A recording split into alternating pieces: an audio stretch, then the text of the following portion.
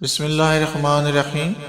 حضرت ابو ہریرہ رضی اللہ عنہ بیان کرتے ہیں، رسول اللہ صلی اللہ علیہ وآلہ وسلم نے فرمایا، ابن آدم کے ہر نیک عمل کو 10 گنا سے 700 گنا تک بڑھا دیا جاتا ہے۔ اللہ تعالیٰ فرماتا ہے، روزے کے سوا، کیونکہ وہ میرے لیے ہے اور میں ہی اس کی جزا دوں گا۔ وہ اپنی خواہش اور اپنے کھانے کو میری وجہ سے ترک کرتا ہے۔ روزہ دار کے لیے 2 خوشیاں ہیں،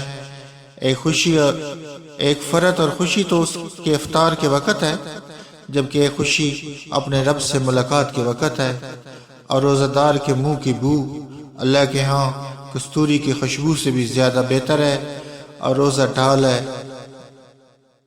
جس روز تم میں سے کسی کا روزہ ہو تو وہ خوش گوئی اور ہذیان سے اجتناب کرے۔ اگر کوئی سے برا بھلا کہے یا اس سے لڑائی جھگڑا کرے تو وہ کہے، میں روزہ دار ہوں۔ حضرت ابو ہریرہ رضی اللہ عنہ بیان کرتے ہیں، رسول اللہ صلی اللہ علیہ وآلہ وسلم نے فرمایا، ماہ مبارک رمضان تمہارے پاس آیا ہے، اللہ نے اس کا روزہ تم پر فرض کیا ہے۔ اس میں آسمان کے دروازے کھول دیے جاتے ہیں، جہنم کے دروازے بند کر دیے جاتے ہیں، اور سرکش شیاطین بند کر دیے جاتے ہیں۔